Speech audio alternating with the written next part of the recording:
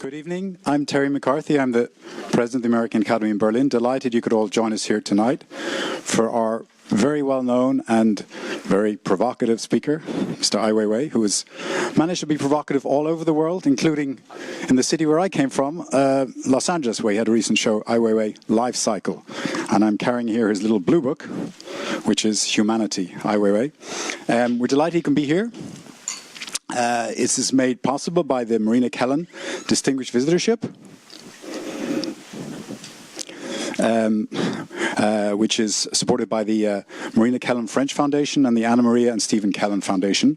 So thank you to them to make this event possible, and also by Andrew Gunlach. Now tonight he's going to be in conversation with another old friend of the Academy, Gereon Sievernich, who is the curator of Berlin's Hauptstadt Kulturfonds. And these two gentlemen know each other for quite some time, and have even worked together in China when Ai Weiwei was not able to leave China for reasons that I'm sure we'll discover later on tonight. But I'm going to hand it over to you, Gereon. Thank you so much for coming, and we look forward to a very fascinating discussion.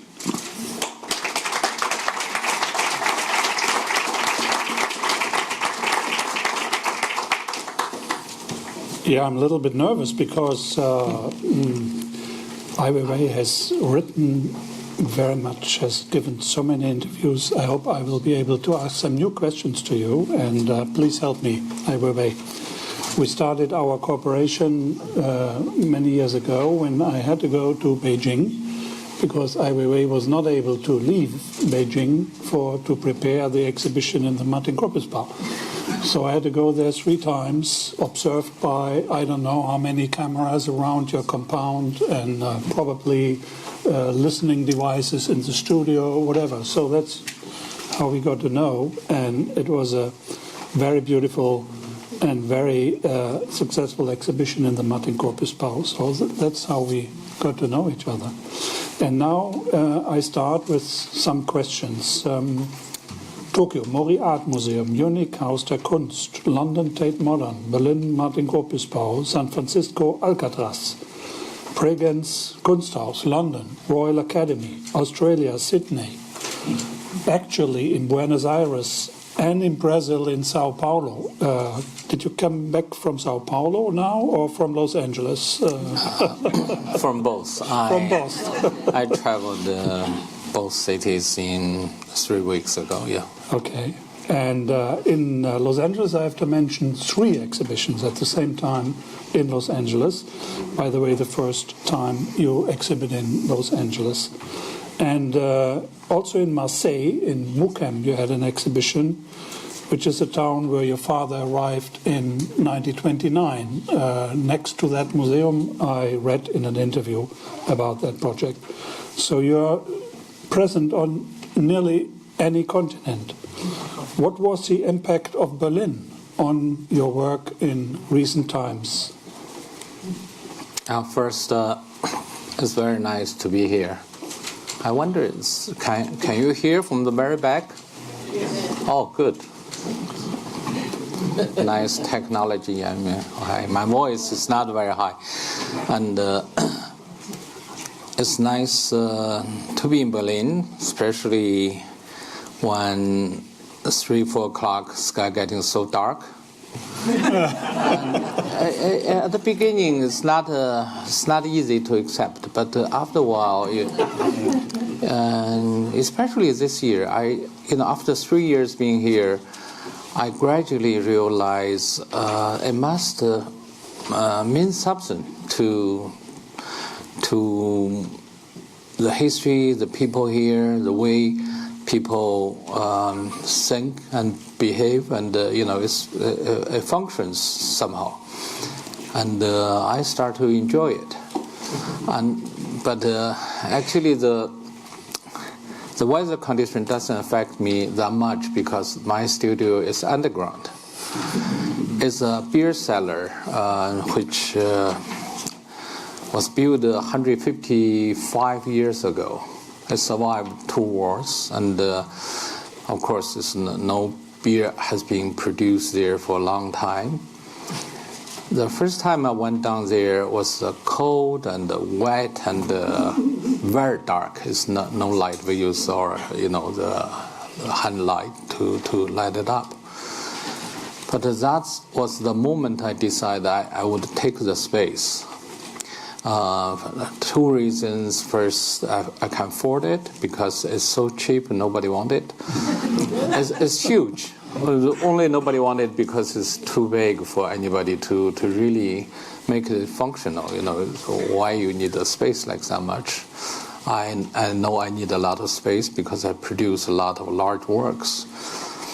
And also, I'm an architect. I think that can be, with a little bit of renovation, open up some space, can make big difference because it's really beautiful architecture forms. It's almost like underground temple. So after we worked on it for 2-3 years, that time I was still in detention. When I was allowed to come to Berlin, it's already being built and being renovated. It's very beautiful, and if any of you wanted to visit, just contact us, so you can see not a good art, but a good architecture. You said in 2014, I never expected I would become like today, which is beyond my control. I have only been an artist for 10 years. You said that in 2014. 2004 was my first show. Before that, I was doing architecture and curating shows. I mean, you studied film at a very young age, and you became a filmmaker later on, and you did built a lot of houses. So you did architecture, and you became an artist later on. How came it to that decision? First, it's very dangerous when you see something, it's being recorded. So, which is true. 2004 is the first time I had a show in Switzerland. Only because I know the ambassador from Switzerland to China, his friend of me. So I only know when in China you know someone, it's very easy for you to move around, but same as in the West.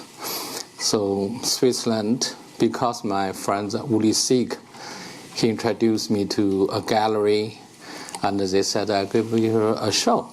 It's just as easy. So that started my art career again. It's something I give up for already 10 or 20 years, because I was in the United States since 1981. After a while, I realized I can never be successful. It's not possible for me to be a successful artist in the United States. And then I totally gave up doing all kind of job, just hanging around. Then I went back to China. New York is a good place to hang around. New York is not a very good place for hanging around, but it's kind of scary, but I like it. When you're young, you once you step out of your room, you feel you're in the middle of the stage, and it's very kind of exciting, scary and exciting at the same time. Then I spent another 20-some years in China. And during that time, I started with publishing some underground books and collecting antiquity and architecture, practiced architecture. Finally, by 2004, I became artist again. So you said it was only an interruption. I wanted to mention that you were already involved in the fine arts in 1979, which was a breakthrough exhibition which was not official and which was not dedicated to the official line of socialist realism. And it was a group which called himself the Stars. This is a play with words. Everybody is a star, but also Xing Xing in Chinese. Exactly. I hope my pronunciation is correct. So what was your impression at that time in 1979? I mean, China was just opening up, Mao has died, the Cultural Revolution was over. What was your feeling as a young man in that time? Well, that time moves very slowly. That time, after Nixon visited China, finally China decided to open up. But Chairman Mao died on 1976. So by 78, the university has been closed, shut down for 10 years. Can you imagine today the whole nation, all the university are shut down for 10 years? So we are the first generation can go back to university. So I was in Beijing Film Academy. But at that time, we haven't seen many films. China still very strongly censored foreign films. So every week we can see 2 foreign films. 2? Yeah. Okay. That's my film knowledge. It's mostly about Fellini or the early films. Oh, in 79 you could see Fellini and Beijing? Yeah. We feel very privileged, okay. But in very small theater. Small, and not everybody was permitted to go there. No, not at all. It's really for training. Only for the students. Yeah. Yes. Your father was in Berlin also, 1979. 1979, yeah, yes. And he wrote a poem. He was in West Berlin, not in East Berlin. I think so. West Berlin. And he wrote a poem which the last 4 or 5 lines sound like this. And how could it block out 1 billion people whose thoughts are freer than the wind, whose will is more entrenched than the earth, whose wishes are more infinite than time? This, your father wrote about the wall. My father wrote about the war, Berlin Wall, before it collapsed. 10 years before? Yeah. And that poem, of course, was criticized in China. He's not supposed to write poems like that. But poet is always visionary. He have a very strong beliefs the war is going to be burned down. So he was right. Even during the time when the Berlin Wall collapsed, we heard some young people are reading these poems in front of the wall. Here in Berlin? Yes. Yes, I will come back to that, yes.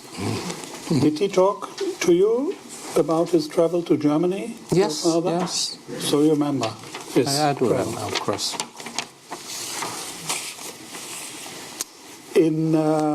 Recently, you had a speech before Penn USA. You got a prize in New York, and you said, words matter. This is the most powerful thing we can do in life. Clearly write down what is in your heart, communicate with people clearly, and be a responsibility for what you have in your mind. This is one quotation from your speech. And you also said that your father, he would not let me read books because he knew I would become a writer. That's you said also. I know a little bit of your humor, and so how is your relation to the words? I mean, you're in the fine arts, you're in film and architecture. How is your relation to the world of I would poets? say, as an artist, maybe I'm in wrong profession.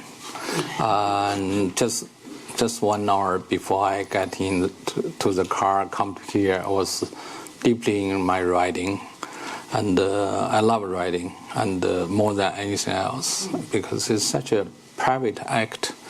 You just need to be alone, and you can get into your world. There's almost nothing can stop you, and that kind of feeling is amazing. And I just, I'm not so luxuries always can to have that kind of chance. But more and more I feel I need the time for writing. You felt very bad when the government in China blocked your blog. Yes. In, I think, 2009, and your book or your blog is also published in German, as you know.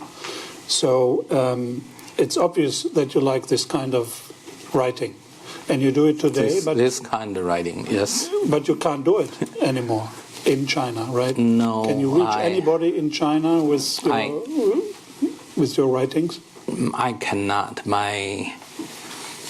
That's something really pity, because Chinese language is my language, but my words cannot appear in any Chinese printed or even virtual, internet. My name cannot be mentioned on internet. Any article about me, or even just criticize me, cannot appear on Chinese internet. If the language criticize me can be in Chinese internet, I would write criticizing articles on me every day. They know me, so they said no, nothing can be like that. So if anything write about me, the whole article will disappear. And of course, my book cannot be sold in China, and even not in Hong Kong. I published the book in Hong Kong, but after 1 or 2 years, I said, "How is it?" They said, "We only sold for 40 copies." 40, yeah. I said, let me buy back all the copies, because I love books. I can give it to my friend. So we bought a lot of copies. Yeah, just so strange. At the moment, you present an exhibition in one of 3 exhibitions in Los Angeles. One is called Life Cycle at the Marciano Art Foundation. What is it about? Well, I have shows in Los Angeles, 3 shows actually, in Marciano Art Foundation, and in Jeffrey Dash, and also in UTA, which is United Talent Agency or something like that. It's a Hollywood agency. And why, people always ask why this guy has to have 3 shows. I have a few friends, but I want them to all be happy. So it's like you bring 3 candies to 3 children. It's not a big deal, right? I mean, for me, it's easy to have 3 shows because I have so many works stay in my warehouse. Yeah. And the exhibition Life Cycle, what is? I read it's very political also. Yeah, I made a bamboo boat with a few hundred bamboo figures, and around it or flying or in the boat, and it's basically it's about refugee situation. Since 2015, I come out from China.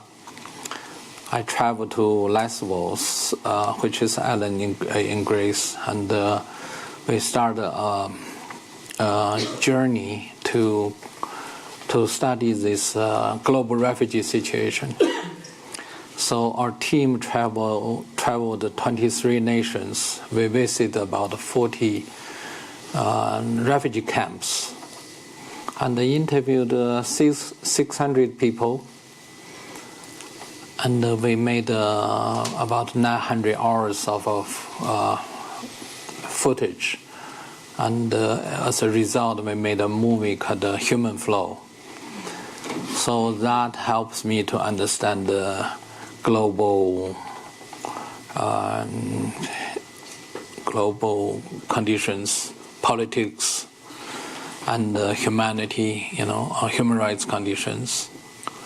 So the artworks since then, in about 10 to 20 my shows, always have issues in relating to refugee situation.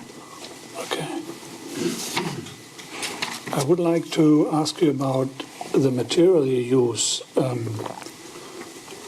You know that I like very much, and you probably much more, Jingdezhen, this place where porcelain is made, which was very famous in history because all the porcelain for the emperor and the porcelain being exported to Europe was made in, more or less made in Jingdezhen.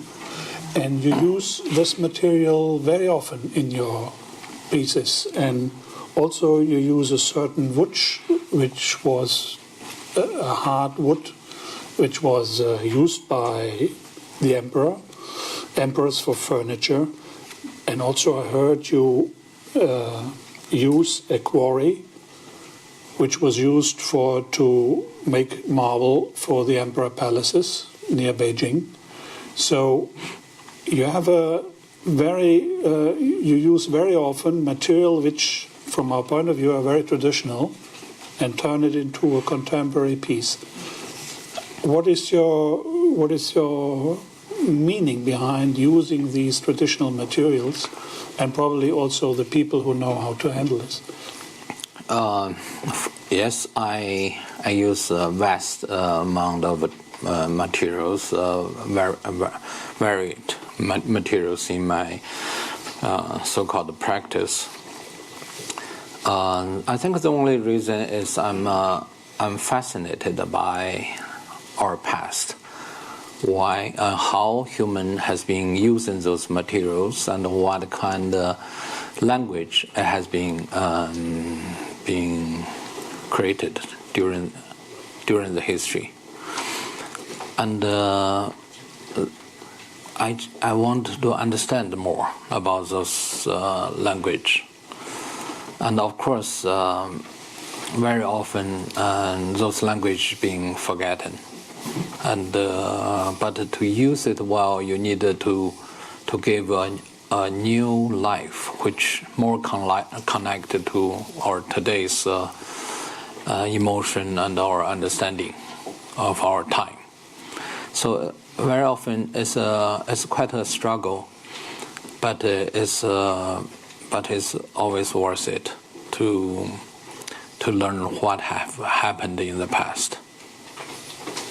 And the people who know how to handle it, they are still there? Is there still training in this kind of technique, or was it difficult to find these people?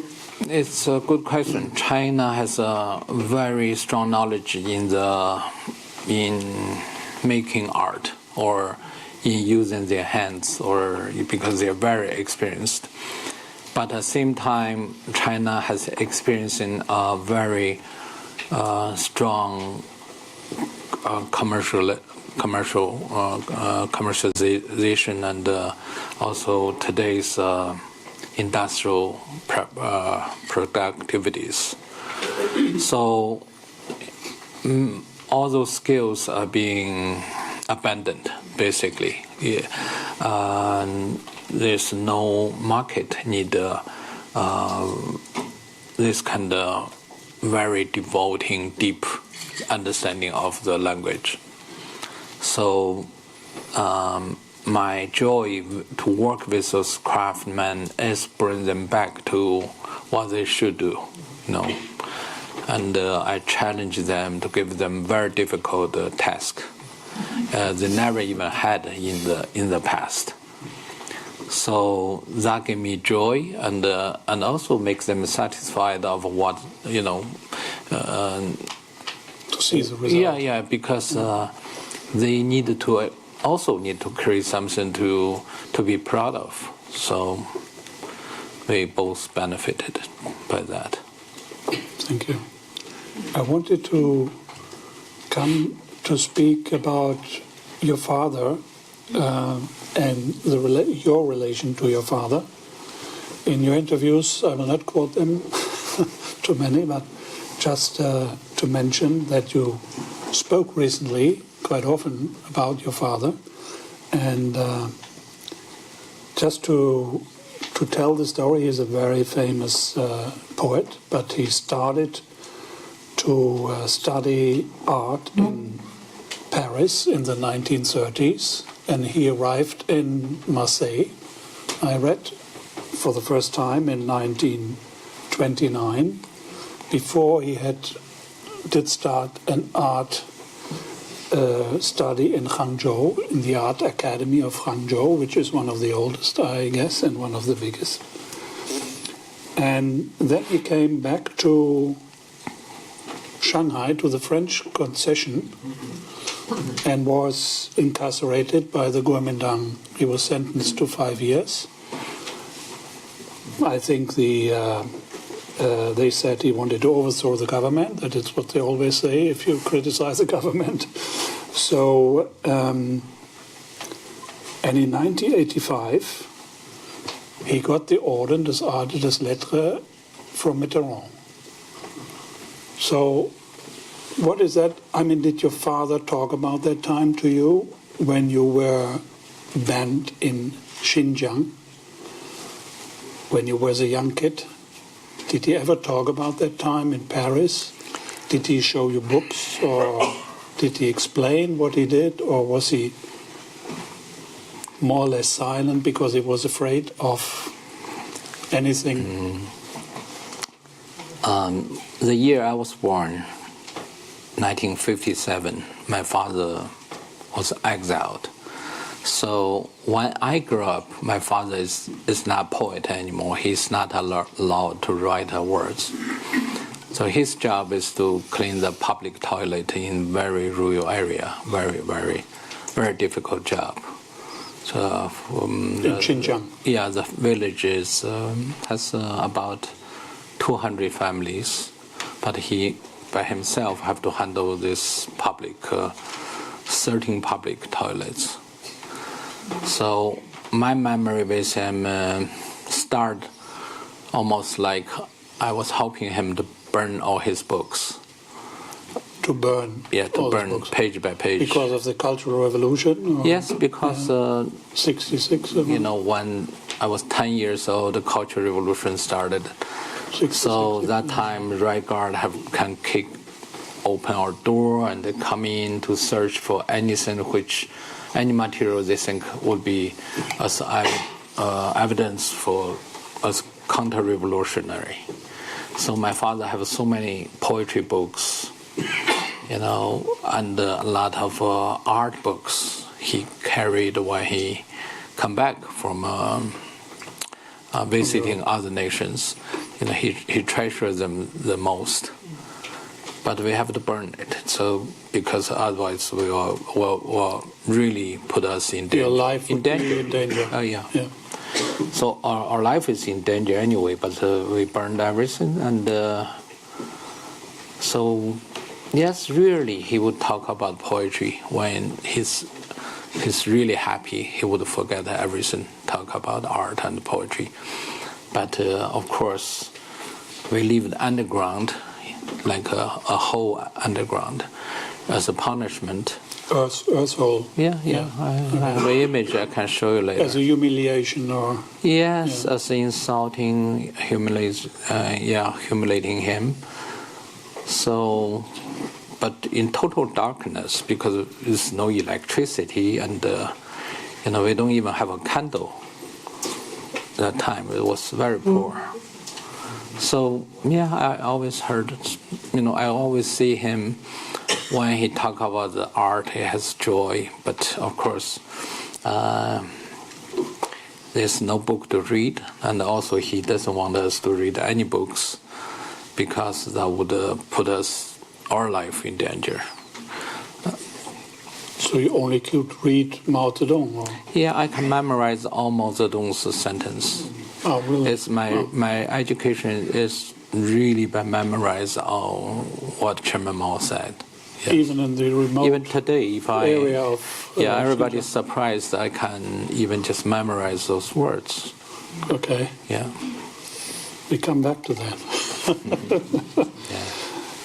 Yeah. To explain, your father was one of 500,000 intellectuals who were forced to who have been banned in the time between 1957 and 59.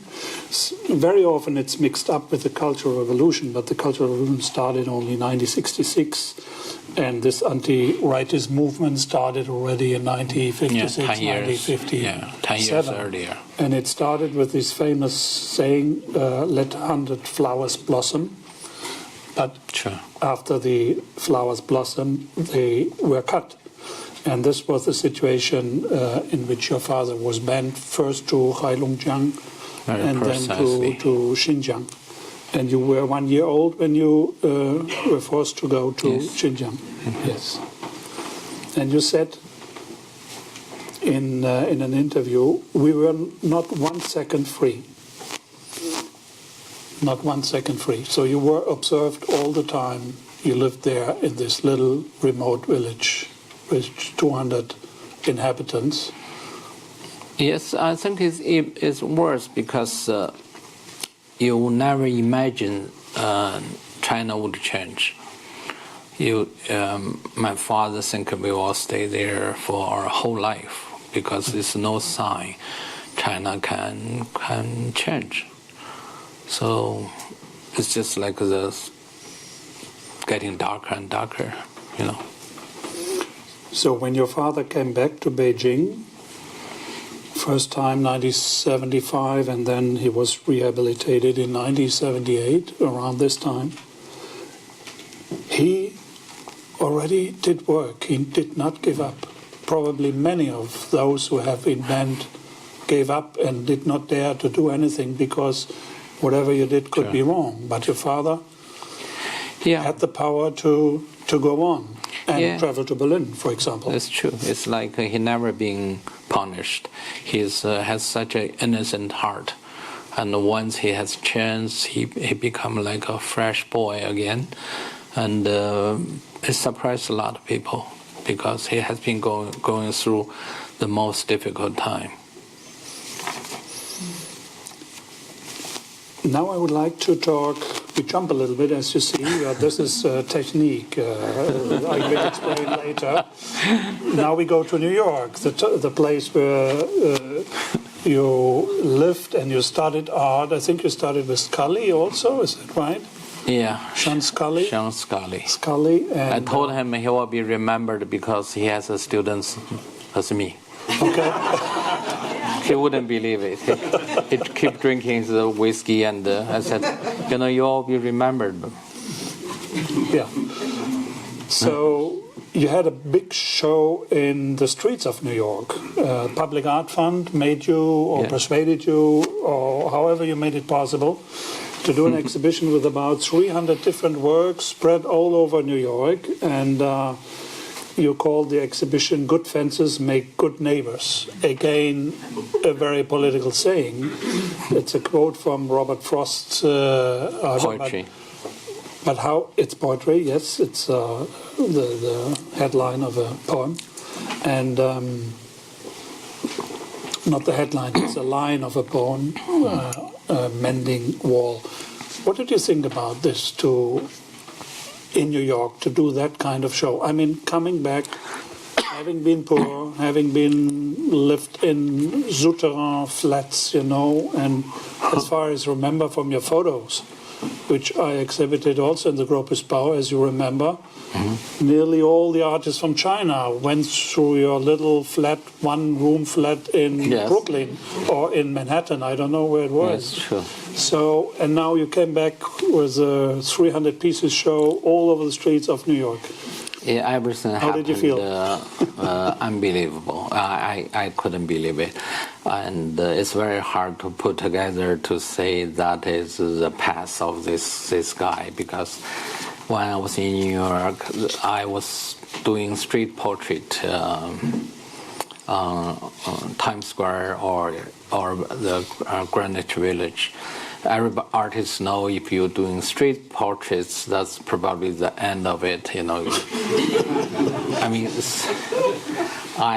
but I was very happy. I make 10 to 15 portraits. Each of that portraits I would make $10 to $15.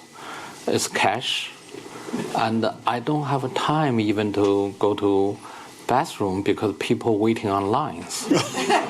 Yeah, so strange. That's a comparable situation. Huh? Yeah. I made thousands of portraits. I don't know if anybody would recognize they have my portraits today. If you tell them, they will not believe it. It must be another person. But which I made a lot of cash. I never paid tax that time. It's cash. and that was a happy moment. And did I get lost? Or what was your question? Very good. But I would like to know about your exhibition recently. The 300 pieces.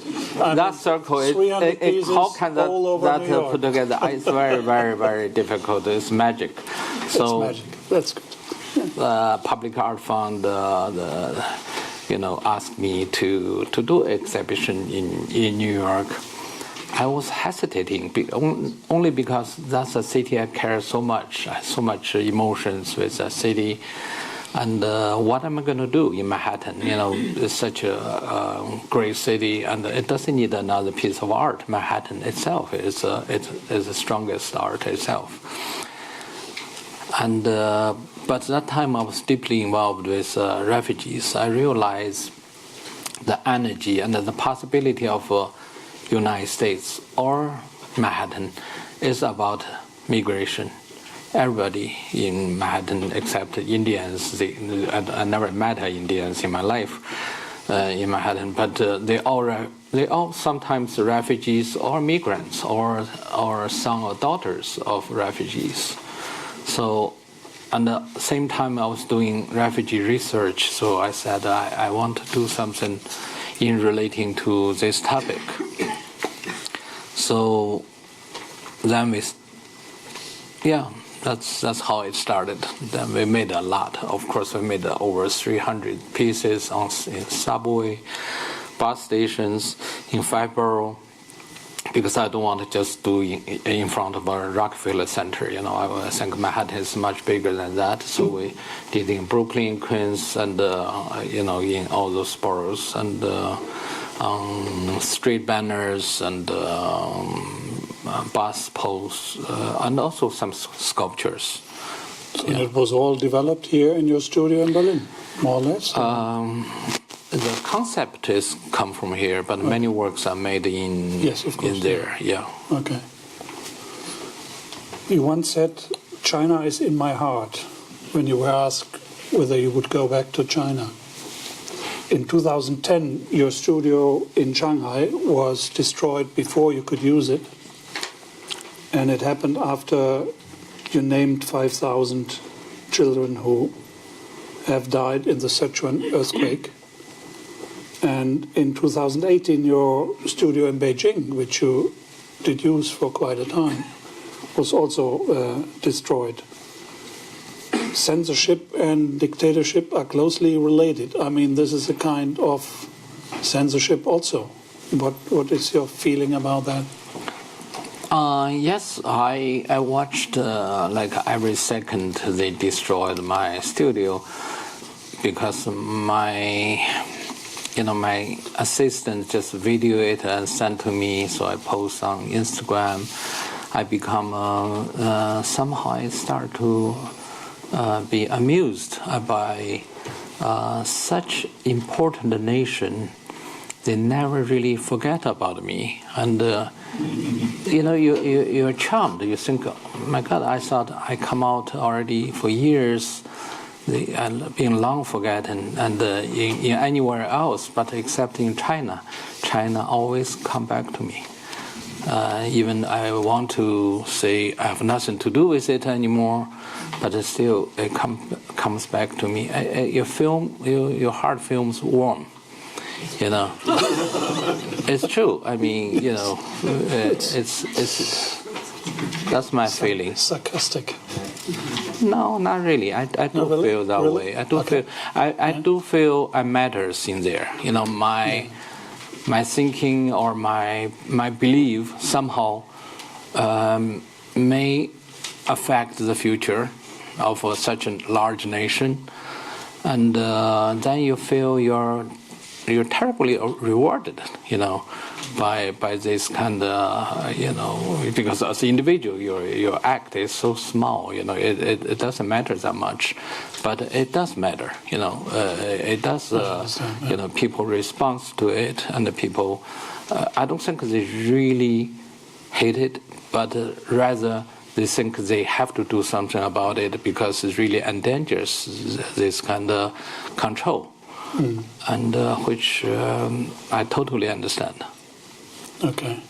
And your smaller studio is not in danger, not yet, or I mean, you build it according. Everything is relatively stable, but of course the danger is always there, because nobody can guarantee anything in that. And you once said nobody possesses anything in China. Everything can be taken away from one day to the other.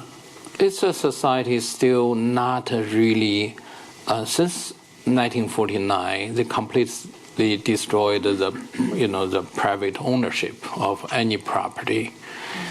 So when we growing up, we have a perfect education. Everything belongs to the state, belongs to our nation or our party. So still, even China has been so-called open up for 30 years, established some private entity and the private business, but still nothing is guaranteed. And everybody knows it. You can see if their highest public security personnel can disappear when they've been called back to China, if their top actress can be disappeared, I can be disappeared, I'm nothing but still totally disappeared from public for 81 days.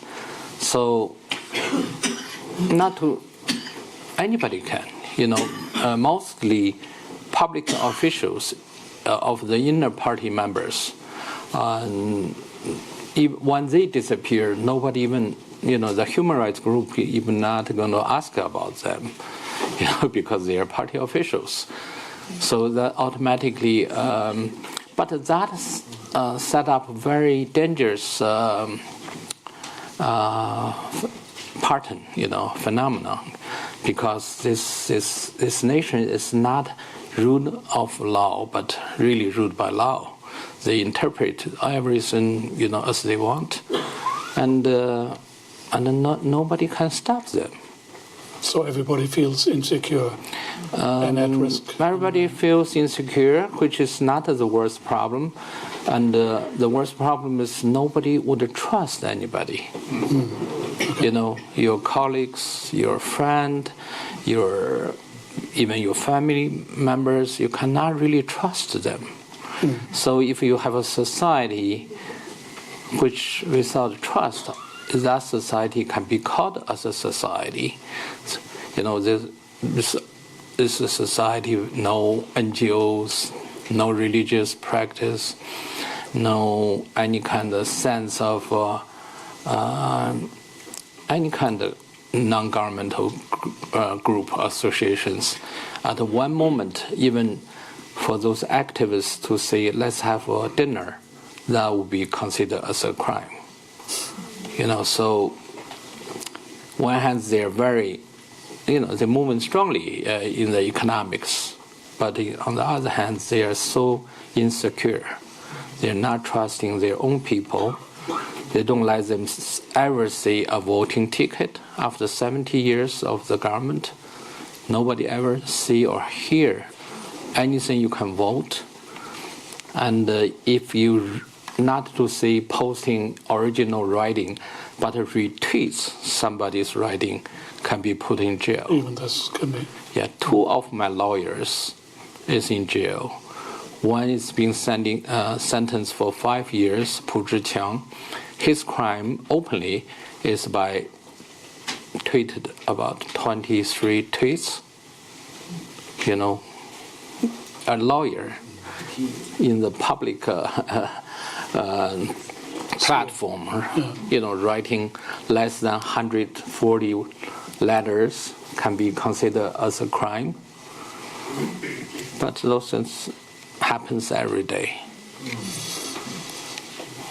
I would like to come back to a piece of art which you are very famous for, because you throw a Han Dynasty urn in 1995. That was just a ridiculous act.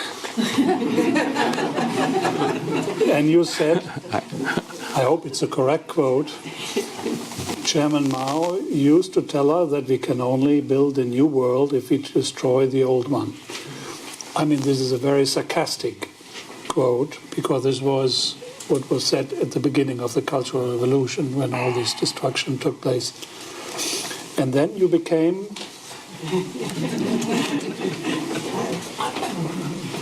Yes. subject of students, because the Guggenheim, probably the pedagogic department, put up questions to the students. How has I used elements of shock and surprise in this work? What would you say today? I think any act can be misinterpreted. I did that piece. I explained several times because I have a Nikon f3 camera. I tried to prove to my brother you can take a few shots within a second. So he doesn't believe it. I said, let's try. So I had this, I collecting those vases. And yes, very many of it, yeah. Yeah, only because I have too many of them. Yes. So I did once, hundreds. and he was kind of shocked. He was nervous, so he missed. So we have to do second one. That really make me a little bit hurt. I said one can achieve this kind of excitement, but we repeated once. But he captured that moment. Then that work, only almost 10 years later, when I start to have art show, I have no work, If I discovered it newly. No, we have no, because I have so many years I stopped doing art. Yes. It was like a joke. So I printed that piece. You see that piece is not very sharp. It's very limited. Not very good. If you talk about photographer, it's not even good photography. Too short. It's a shame, I can have good cameras, but I was just not so serious. And but ironically, this kind of insincerity or serious work have become like icon work.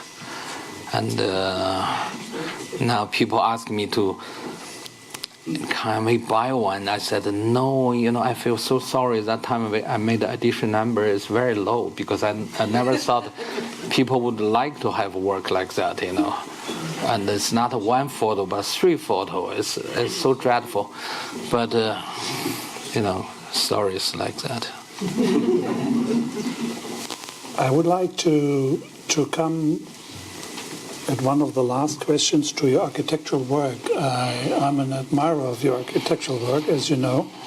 One of my favorite is the Museum for Neolithic Ceramics in Jinhua, I think built in 2007. And now, in 2018, you rebuilt a former warehouse to an artist space also, I think, UTA. Oh, yeah. You redid it, or you refurbished it? I just helped them to furnish it. It's not a new building? No. Oh, only inside. Okay. So I cannot mention it as a new building. No. It's just inside. But did you build something in the last time? No, I decided to give up architecture 2008 when China had this Olympics. And we did this Olympic Stadium with Herzog Demrang in a Swiss architecture team, and we won the competition. But after that, I decided to not to do architecture anymore. So we totally. The one reason is I realize I'm so good in architecture. If I keep doing that, a lot of architects would have no job. Okay. So it's not good to do things like that. So I said no. I give up. Not to do it anymore. I understand. So I thought somebody in Germany would ask you to build a nice house or villa or something. No, don't even try it. Okay, don't even try it. Okay. But we always can do something. We don't call it architecture. Oh, okay. Yes. I would like to mention that next year, this is 30 years of Tiananmen. You know that very close to the place you live today, there's a church called Gethsemane Church. And in this church, the opposition in East Germany, that church. Yeah. You know that church? Yeah. They met there and mentioned always China because, there was a kind of fear in East Germany at that time, just before the wall fell down, which was called Chinese solution. And in East German TV, they had reports about Tiananmen. So there's a relation of this church to Tiananmen. Interesting. Is there any idea of building a memorial for Tiananmen? Only one exists in Poland. Only one. It's just a guess. In Poland? In Poland. Really? In Breslau, in Wrocław. Wow. Yeah. The only one. So now I want to come to your plans. You said you would like to keep you will keep your studio, but you would like to move to Connecticut. And you mentioned it's nice, it's in winter very cold, probably colder than in Berlin. Would you like to talk about these plans, or are they secret? Well, no, it's not secret. I started my exhibitions in Europe because the U.S. is very slow and very bureaucratic, and European you have a lot of intellectual, art directors. They really can fully bear responsibility to decide what they want to show, rather than let's trustees decide what they want to show, which is very different. Because trustees always collect the work happened 20 years ago, or 30 years ago, or 50 years, or maybe 100 years ago. So, they are so heavily influenced American art. And you see all those major museums showing something really horrible.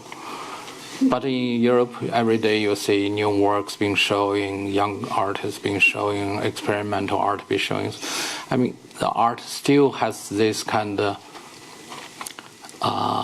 tradition of evolving and practice. And during this kind of practice, something may stimulating the society or be part of the society, which is not the United States. No, the United States say art is something untouchable, and so I think that was a very bad idea, and that's why I gave up doing art in the United States.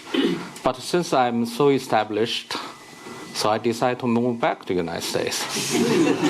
No, that's just joking. My son studies in this so-called international school, which is both English teaching and German.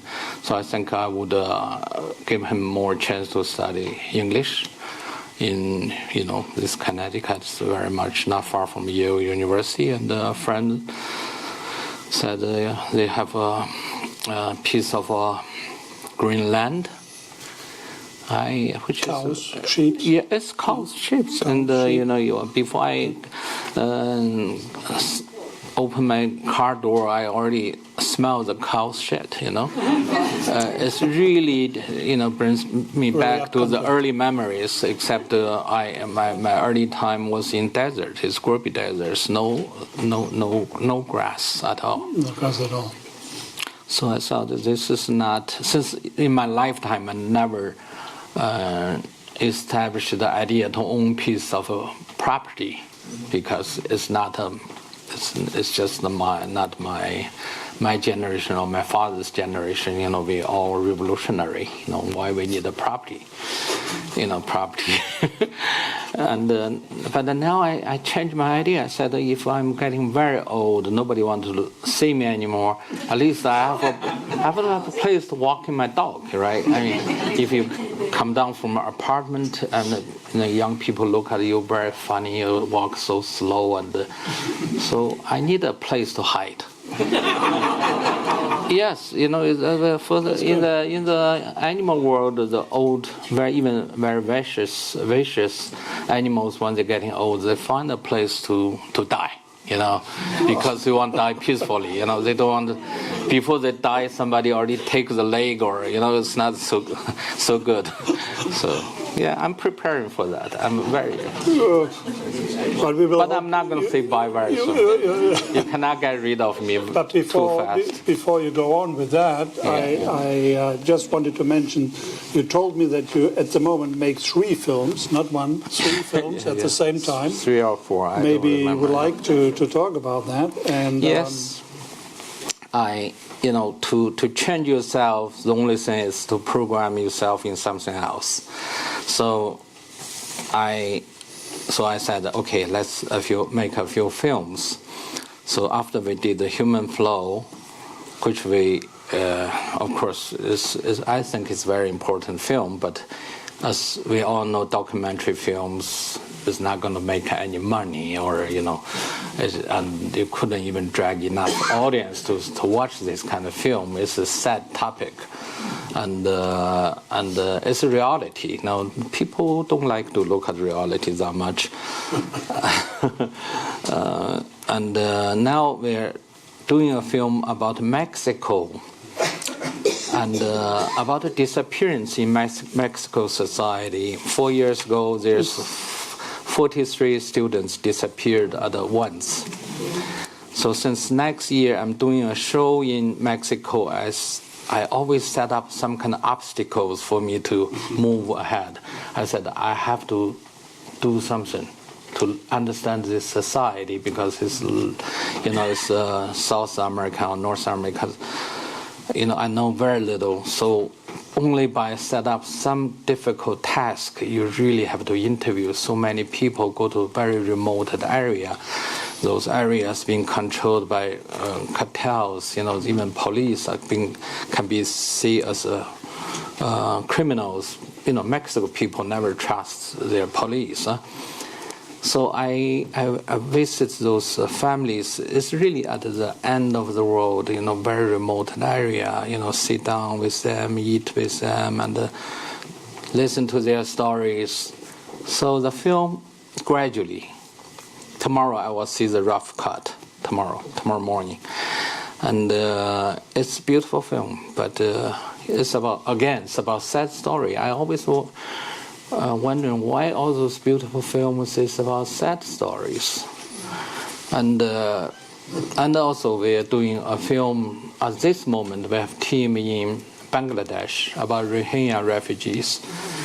These 700,000 refugees accumulated in one location last year in Bangladesh, and I went to visit them, and also with my son. He's 9 years old. Has been with me in all kind of refugee camps or other locations of different kind of human conditions. So we decided to do a film about it. But because once you feel, doesn't matter you use how many words, you cannot really explain what you have seen. The film maybe is the element to make people face to face to realize what's going on in this world. So I love documentary films, and we are doing another films on humans' relations relate to animals through history, through different religion, different, globally, and the current conditions about it, the industrial producing all those meat products and stuff. And again, it's not a very happy topic. That's why I look like 10 years older than last year. If last year I have a chance to talk in here, I would jump. But today, you know, it's just every day I'm in this kind of situation, you know. The cut is just going on of the yes, films. Yeah. Everything. So everything. you see it every day. Yeah. Okay. Mm-hmm. So thank you very much. I just wanted to ask a last question. You said in New York Times in November, I probably used up all my humor. I have no humor anymore. Is that right? No. Yeah, that's why our talk is so dry, and it's not really my fault. Yeah. Okay. Thank you very much, Ai Weiwei.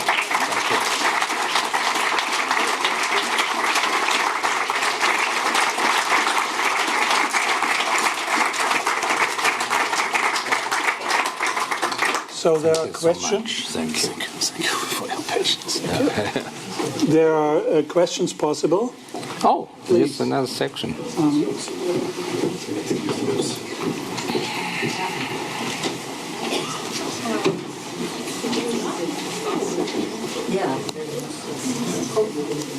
I had many more questions, but I had to skip some.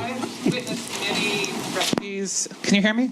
In Germany, I've witnessed many refugees and immigrants who are exploited and treated very badly in the workplace. I know it's not unique to Germany, but this seems especially pronounced in the art world.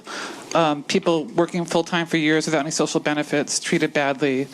This was the case for my husband, who worked at a large art studio and was harassed and paid less than he was promised, and was actually killed from a workplace injury and from unsafe work conditions in a studio Saraceno in Rummelsburg.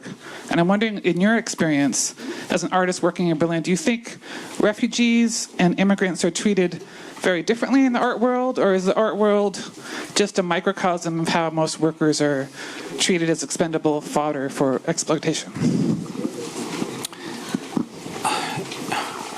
I don't know much about the art world. I know a lot about refugee world, so it's very hard for me to make any kind of comparison. Okay. Norman, you're gonna? Yeah, yes, we have another 1,000 questions always to ask you. Okay. If I may say so. Please, one. Sorry, can you hear me? Yes. Quite a loud voice. The next door can hear you. I have quite a loud voice. Please, only one question. First of all, I want to make a little statement, and I think that your film about the human flow is the most poetical statement that I know about refugees and about the difficulty it is to be a refugee, the strength you must need to be a refugee crossing Europe in that extraordinary that you document, or indeed crossing from A to B anywhere in the world. And I think you do that in the most fantastic way as a very great artist indeed. But what I want to say now, time has gone since you made that film. Where do you think the world is now from that perspective? Do you think it's worse? Thank you. The word, this word has come from you, and I would say the situation getting much worse.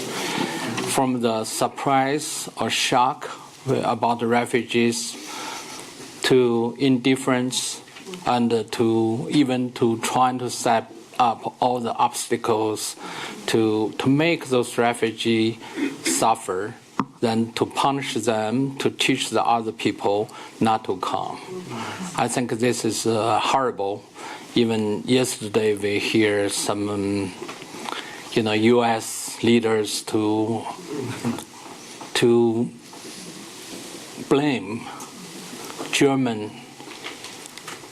beautiful German lady, Merkel, to see all those problems of today's go far right is because they cannot handle refugee situation any better. I think this is completely wrong. I think what Germany did is morally or historically right, and probably that's the only nation still can really hold human dignity and human rights in those principles. And but it's very difficult to argue in today's world, and you see so many places really go extreme, populist, and those ideas you even cannot call it ideas. It's really totally backwards. So the situation is really getting worse, and the people doesn't care that much since the problem is getting too big. Would you like to make an art response to the situation of now, as it were, chapter 2? I don't like to make art that much because art, I mean a film or whatever, a documentation. Because it doesn't really, it's not so relevant because the situation is getting so horrible, or maybe I misunderstand the whole situation. But as my intellect can tell me, we are really at some kind of age which bigger disaster will happen.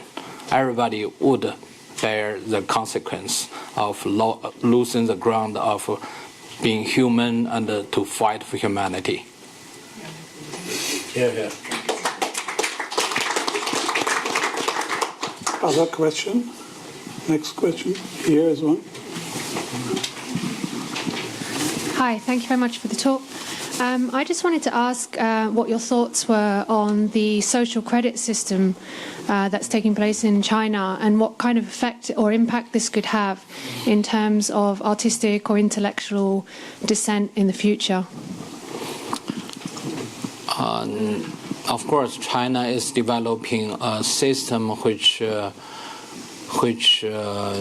only fit into the novel of this 1984, this great British writer. But even if something never happened like this, you would think about the novel as a novel, But now you think, this is become a reality. This is really, and China is developing fast, and they can easily put a few 100,000 wayward people in this kind of camps to re-educate. And those things happens in 21st century. So you would think, do they ever really learn to human in not only China, in many other locations? If you see how fast we go backwards, you would think, do we have short memory about our tragic past? Or do we really care about our humanity and to try to protect it? And those things happens in front of us, and our politicians pretend nothing's happening. Now, when this U.S. journalist being killed by Saudi officials in Turkey embassy, I can see all those governments still trying to pretend nothing happened. If something like that can be accepted, anything can be accepted. Again, only German clearly standing out to say they cut off this kind of relations of selling weapons to this kind of dangerous society. And if you don't call them dangerous society, I don't know what kind of words we can even choose to describe this kind of behaving. And this is the lowest, barbarian, and the most stupid behaving they did. But still, if we think that is acceptable, then anything can happen. I think I would have no surprise if anything worse happens than that. Yeah. Okay. Next question, please. Can we have some questions about the art?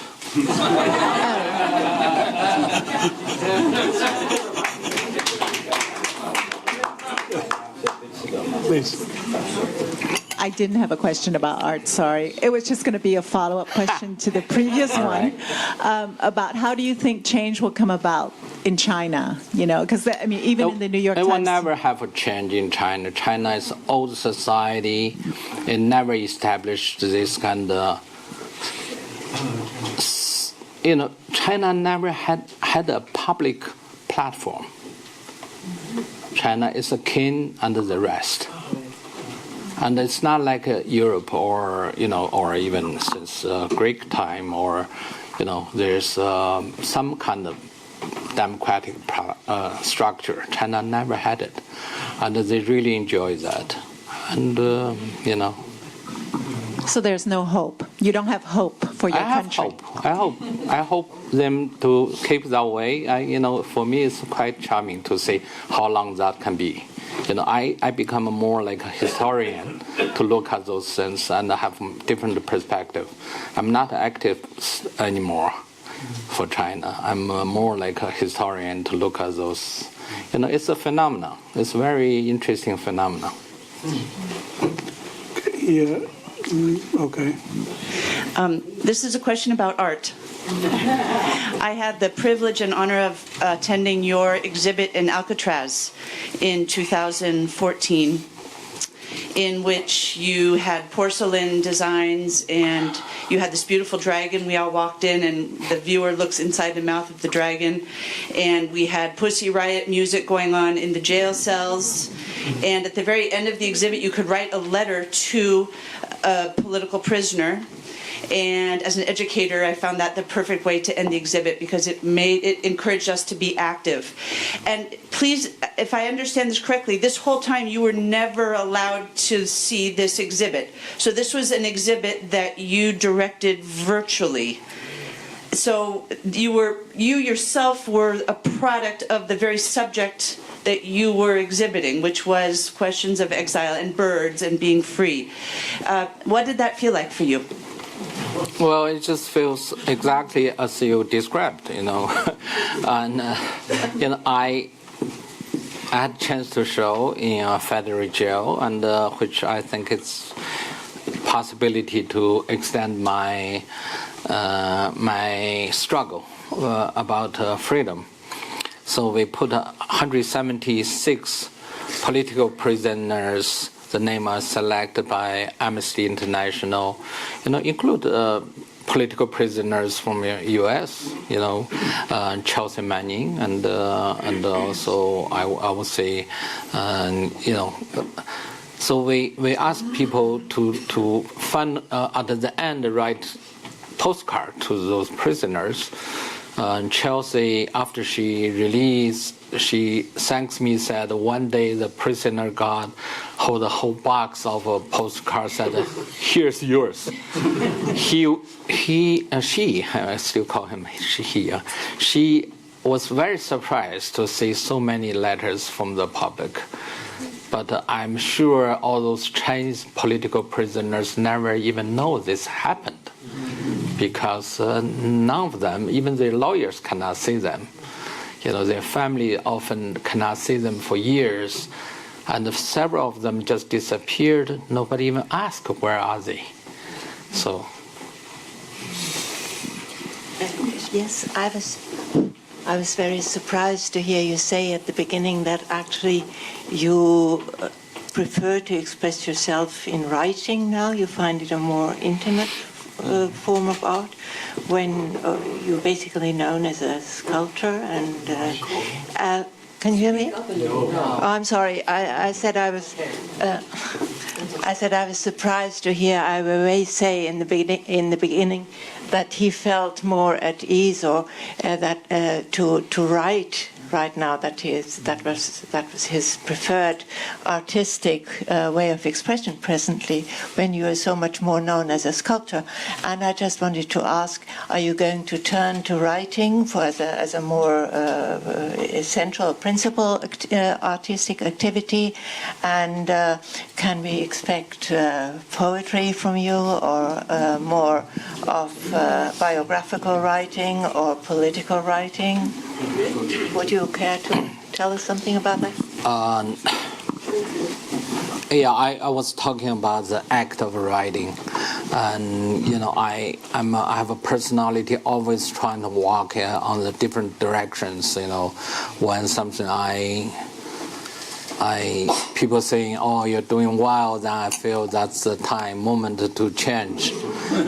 And it's always like this conversation. Once we already feel it started conversations and time is up. We are going home now, right? Very soon, and so I have to manage to use my time. So I think it will be most for me. It will be most enjoyable if I can go into this kind of in more depth about. Expression rather than just have a very superficial communication. So, thank you. Okay. Yes, thank you. I have a question about materials, actually, but because it might be a bit of a strange question, just a tiny bit of background. I'm actually an archaeologist studying prehistoric craftsmanship, so fascinated also by human-material relationships. So my question would be: how is how do materials influence your thinking? Do they, or do you see this with the craftspeople that you work with? Actually, today I even brought this topic. I think how our thinking developed very in a lot of time only because we are involved with, sense of our hands making. The hand teaches us our mind, of course, which relate to any human act to find a language through. You have to find language even through writing or through making architecture or jade carving or weaving of the fabric weaving. It's all about our humanity. It's all about how we interpret ourselves and in practical way to exercise our understanding in aesthetic or moral issues. So, but in the future, I think the young people seems are much less interested in hand making sense, but rather in computer. I think that's a very new condition to our future society. Hard to say, good or bad, but it's just Okay, the last two questions, please. Thank you very much. I would like to know your opinion. It's okay? I would like to know your opinion about the experiments with artificial intelligence and production of art. There is a project between Germany and the States where in Karlsruhe a robot, artificial intelligence is working after the interpretation from another artificial intelligence in States from something, and they try to make art. I would like to know your opinion about this situation we have now with the digitalization revolution. What is that? The question whether artificial intelligence can make art, more or less. That's a question, because there is a big... Well, when our human talk about art, is really about our sensitivity. And it's just very limited to our so-called aesthetic judgment. Really relate to our own vision, our own hearing. There could be on the music we never really hear about it or understand about it. So that's nothing to do with our everything's within the limit. Art is beautiful only because it creates sense of freedom within this limit. Its restraints created art. It's not so That's my understanding. So the last question. Another please. last two questions. You still have time. I was also going to ask something about art regarding how young people are starting to or not being involved in art a lot. And as I see it now, art can definitely change your worldview, can definitely influence your political views, definitely influence your life in a very significant way. And I was wondering how you thought young people nowadays should be more involved in art and how they can be more involved in art. As to, for example, looking through the room. Yeah. I don't know. I simply don't know. Okay. So thank you very much, Weiwei, for this fantastic